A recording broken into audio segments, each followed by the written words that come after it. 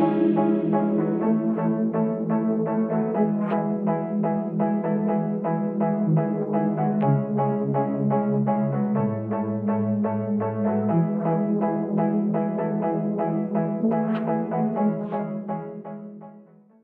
Yvonne. Hello, Evie. Oh my goodness, it seems so weird now I have to talk to you through a screen, having had you in my presence last week. What a sweet joy that was. That was fabulous. It's so nice. It also sometimes, like nowadays we're working so much through the different platforms and things, is you sort of forget how much joy it is to actually connect with somebody face to face, and Yes, the energy that this brings to your work. yes, So, it's definitely yeah. fabulous. It was wonderful. Really, it was wonderful. So good. So good. Just to have a hug, it's been, and I couldn't believe when you said to me, it's been 2 years. Like, oh my gosh, stop it already. That is just wild, right? Wow. Wow. But here we are. So I'm going to hand over to you, Eva. I'll let you kick off.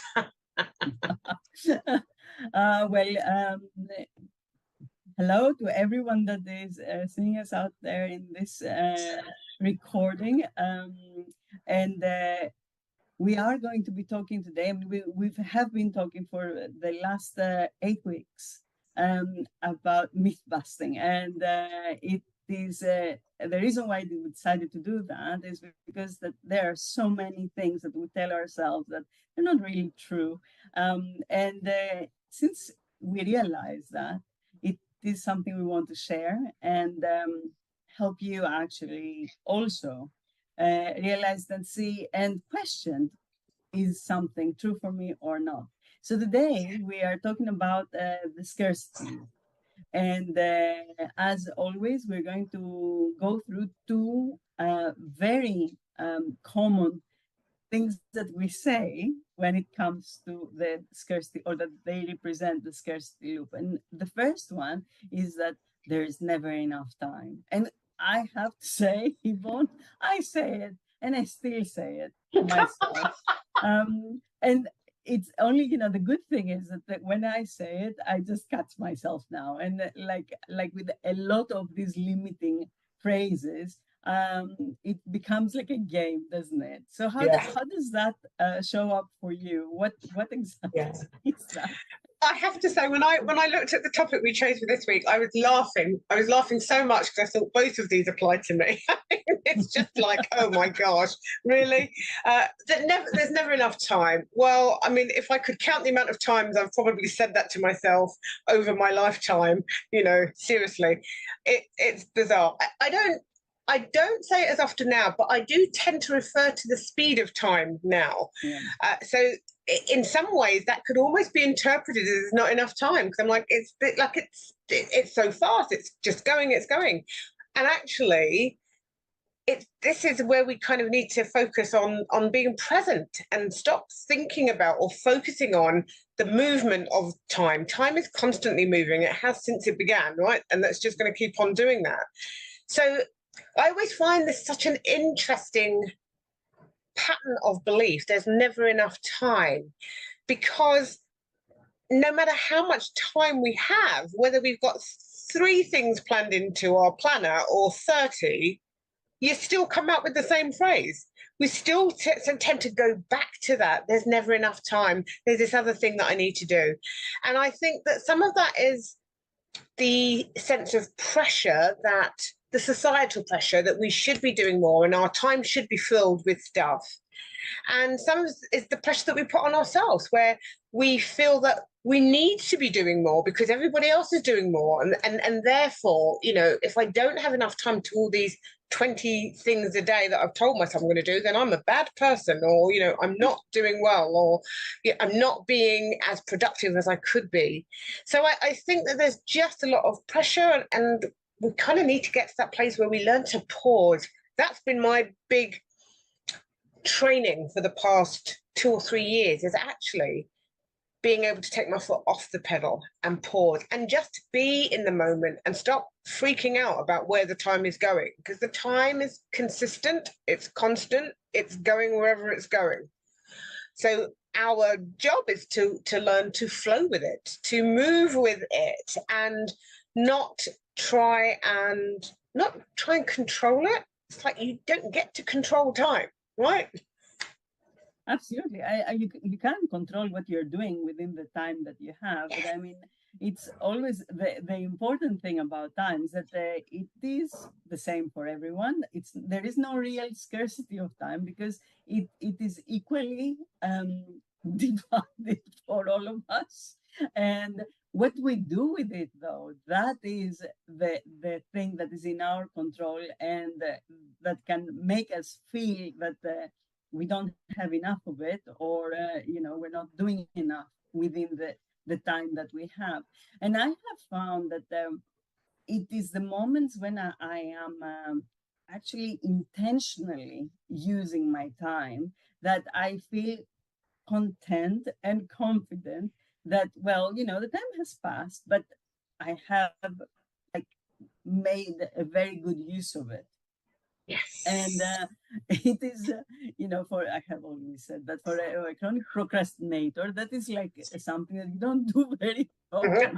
But when you do, it's so rewarding. And the more you get rewarded for this, the more you get to do it. So I have found that in the last few years that we have been working with all these tools, I am using time way better and like intentionally. And I think the intentional bit is a very, very important, like to wake up in the morning and to set an intention for the day, knowing Yes. what you want to accomplish and see how that can be done within the time that you have to allocate for that thing in the day.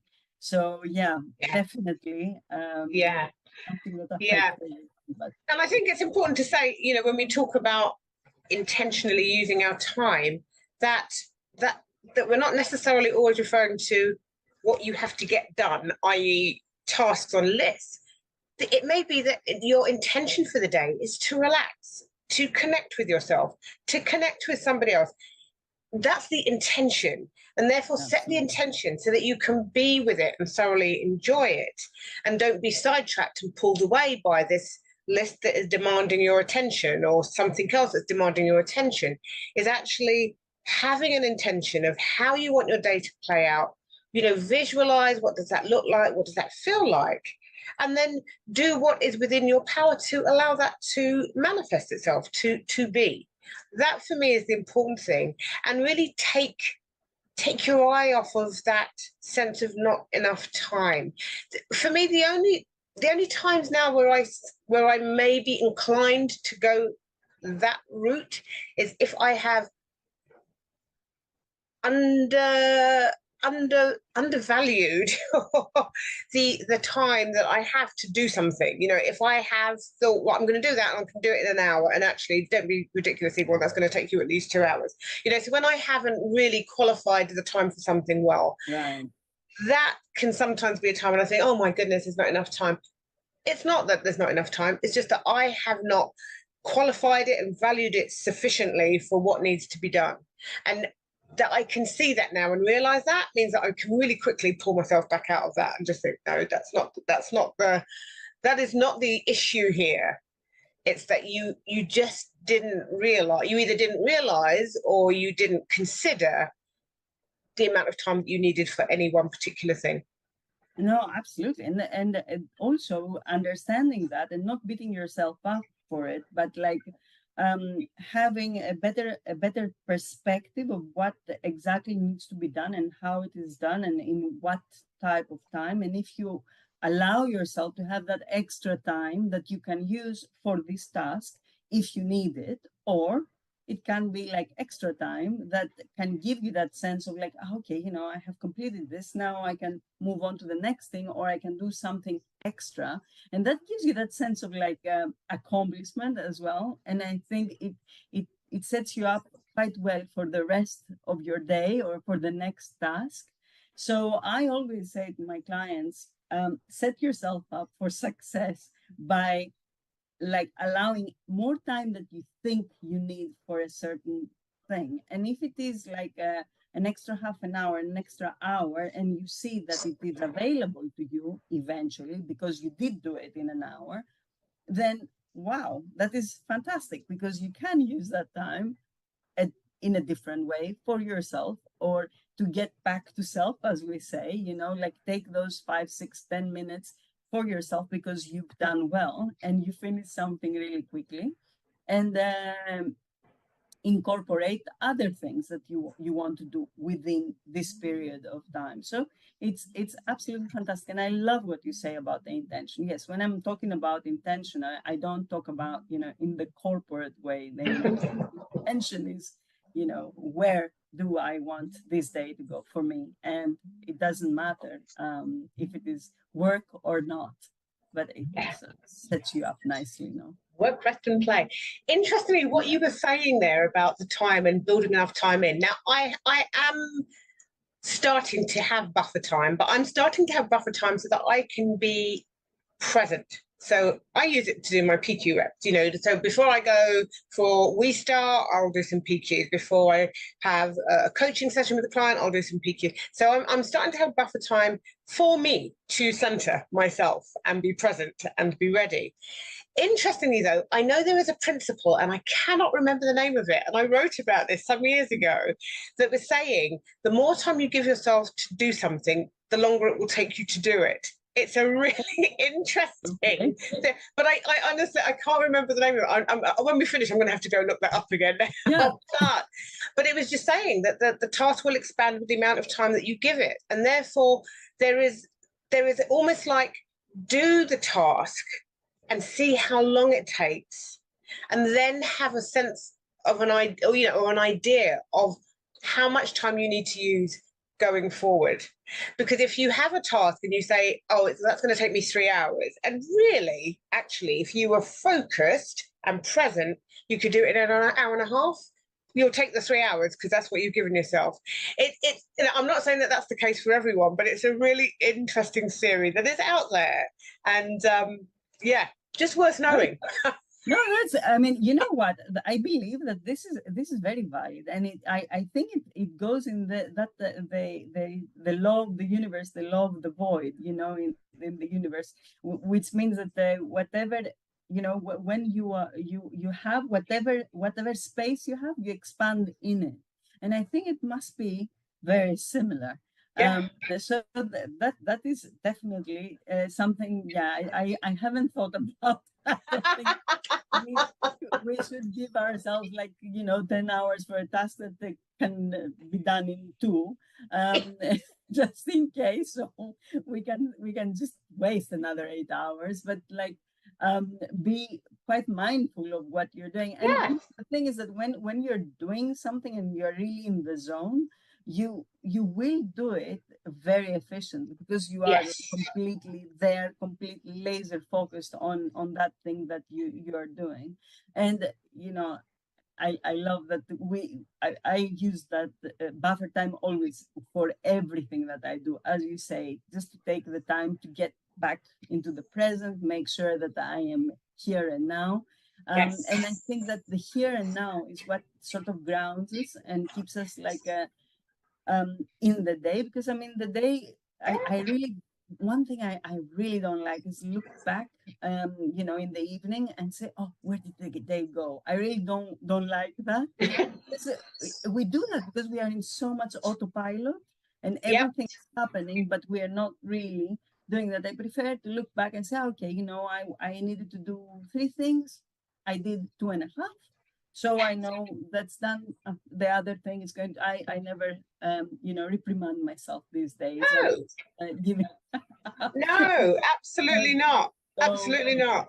I think my biggest issue now is not so much about being able to look back and, you know, did I use my time well? It's been able to look back and remember what I did, and that's probably that's more an age thing at this point than anything else. But that's a whole other conversation that we're not having today. absolutely. Excellent, excellent. Okay, so I think the important thing about there's never enough time. One, I would just say, really, really be aware when you're using it, and really question it. Like you said at the beginning, Evie, is this really true?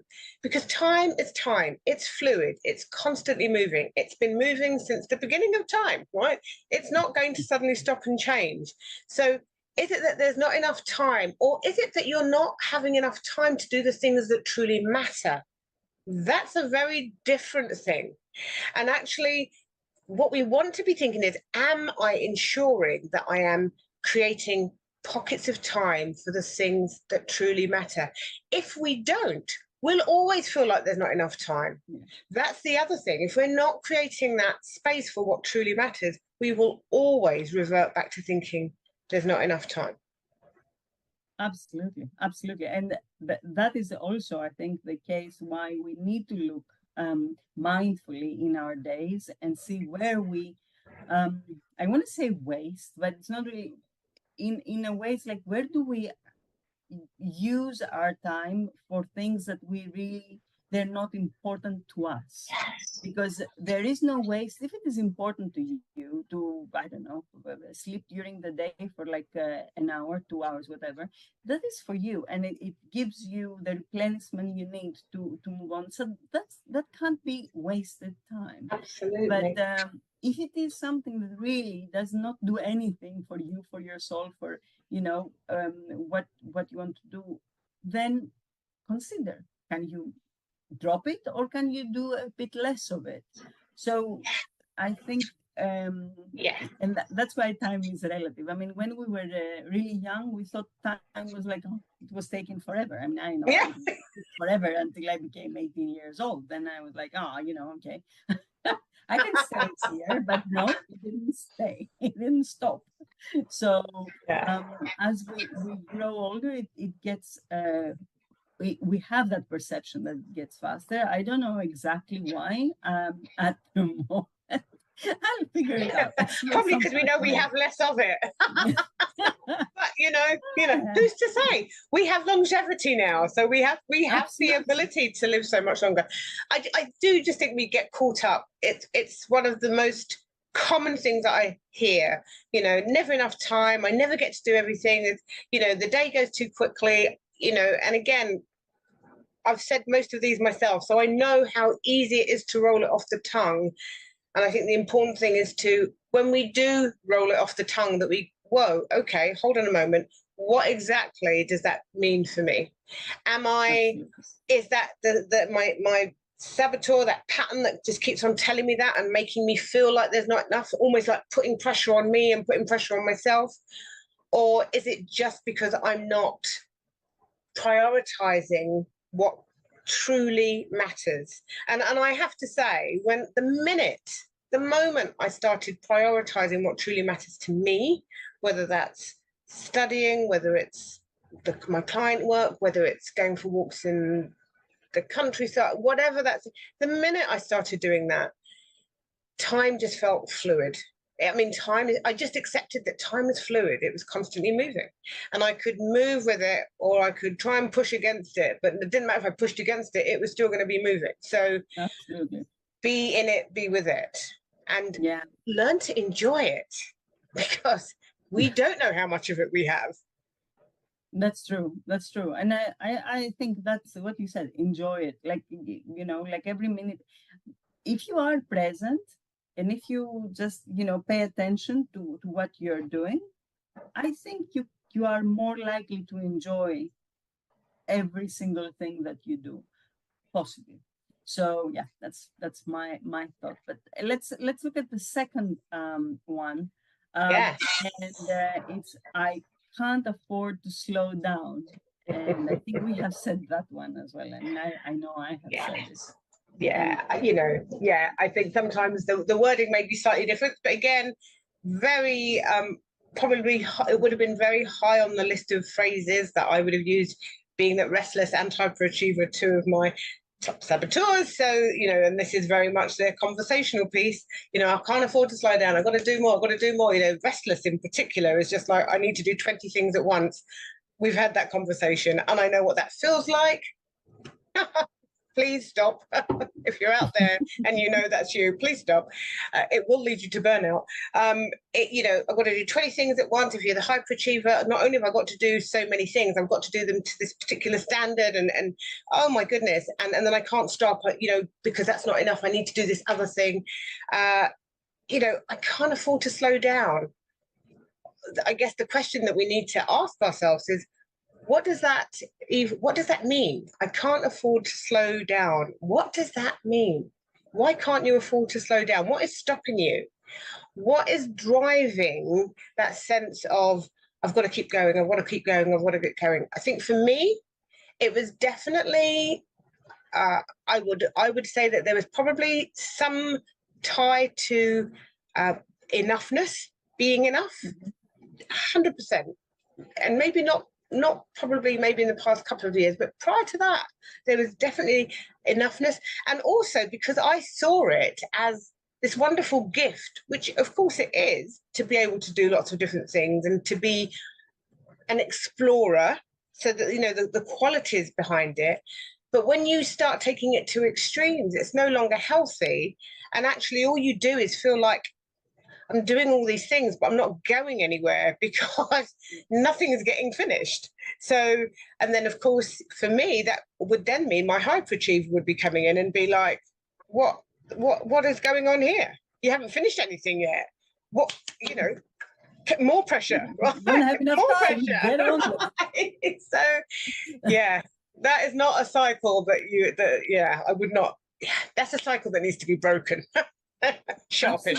Absolutely. And I was thinking, when I heard or I read this phrase, now I have used myself, definitely, but like there is also this thing in our day and age that we hear quite a lot of: keep your foot on the pedal. And I think that this can sometimes be misunderstood, because it's a very different thing to keep your foot on the pedal, meaning move forward, move ahead, don't go back, don't allow the side things and the voices to stop you from going forward with your wishes or with your vision. And it's very different to, I can't afford to slow down. Nobody is like, because when we say put the foot on the pedal, I suppose you're constantly thinking of the accelerator. Yes, exactly.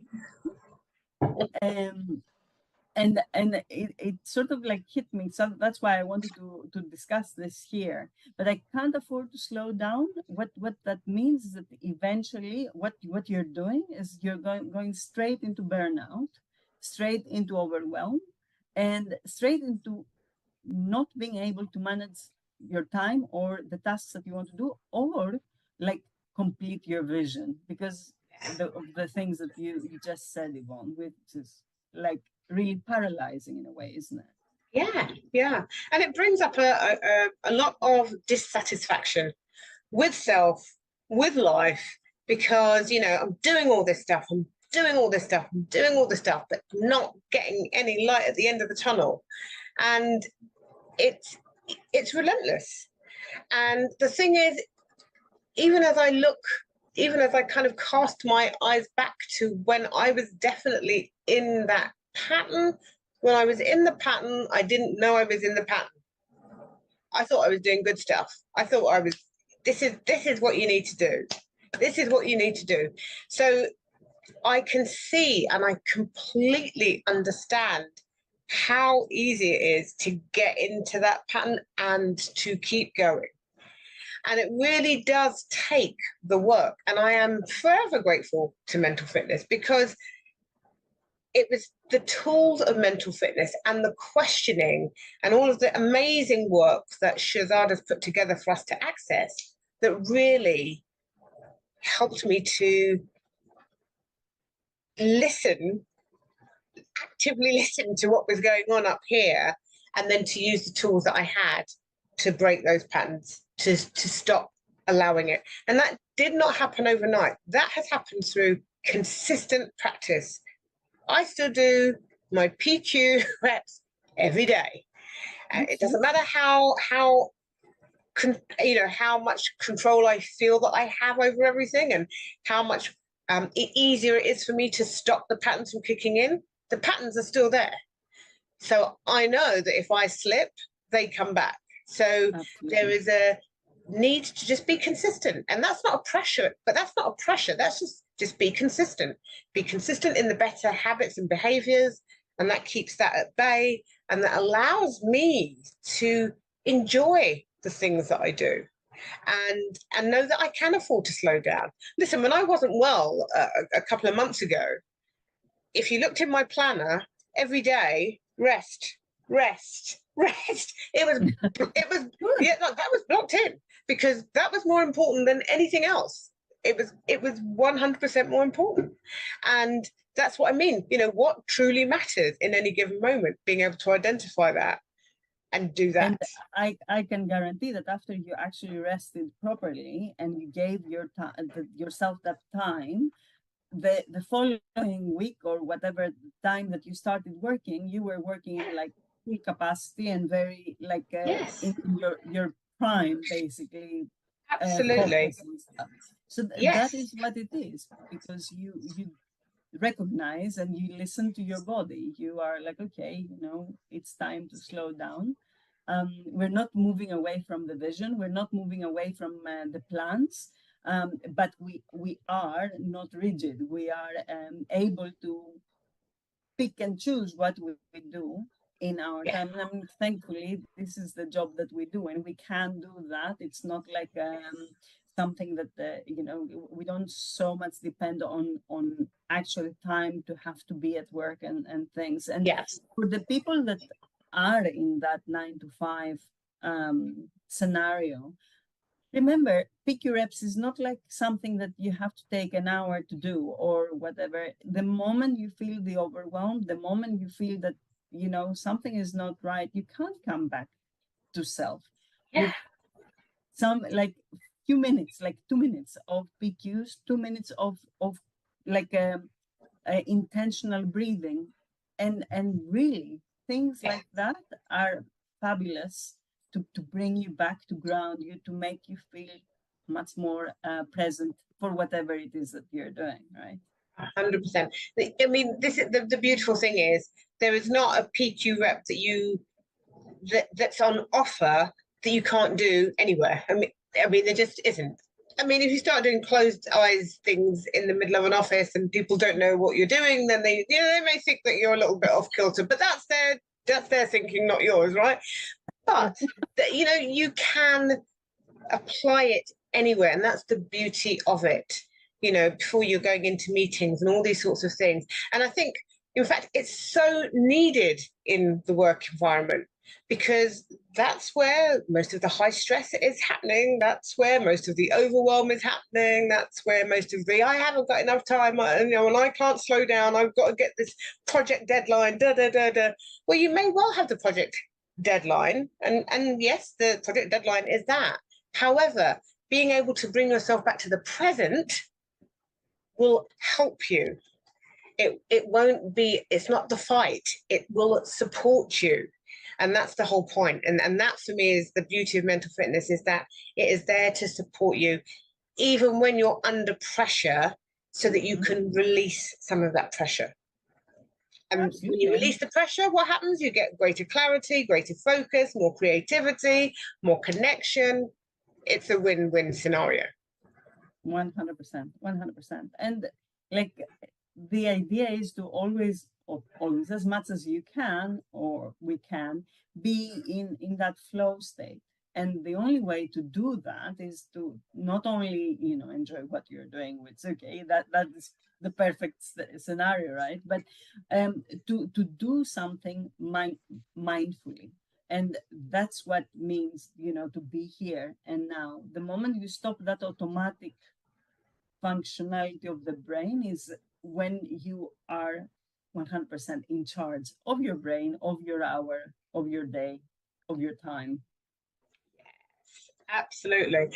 And I think I wanted to add something to that came to me. Just to understand that when we use phrases like, I can't afford to slow down, then really we're putting all of the value on what we do, not who we are. And we've said this multiple times before when we've done these. You have value before you've done anything. You were born with value, it's instilled within you. That's the beginning and the end of value for me. What you go on to create, what you achieve, all wonderful, beautiful, to be celebrated, to be joyful about, and all that wonderful stuff. But your value is you at the core of you. That's where your value is. 100%. Absolutely agree on. And I think that that's what you need to accept and honor in order to be able to move on in your life and own your life in a way, right? So you don't feel like you're pulled from here, there, and everywhere, and you're not achieving the stuff that you want to achieve. So, absolutely, absolutely. I think we're there. So, and just remember in that whole thing of not being able to slow down, and I write about this quite often in my posts, is that rest is a way of honoring yourself. I think you said it at the beginning, Evie. It replenishes you. It's a necessity. It is not a nice to do or something you do after you've burnt out. I mean, I can't think for the life of me that anybody wants to burn out, right? Because if we all understood how much damage burning out can do to the body, we would do everything in our power not to burn out. It's just become so normalized and so acceptable, and it's not. It is absolutely not. So, when we turn up each week and we're talking about mental fitness, it's because we want to see change. There are some amazing, positive, intelligence coaches out there. We are two of many. But we all have that same desire, is for people to start treating themselves with respect, to honor, and to understand their value, and that the patterns that are running their shows are not who they are. They're things that they have learnt or have been told to do.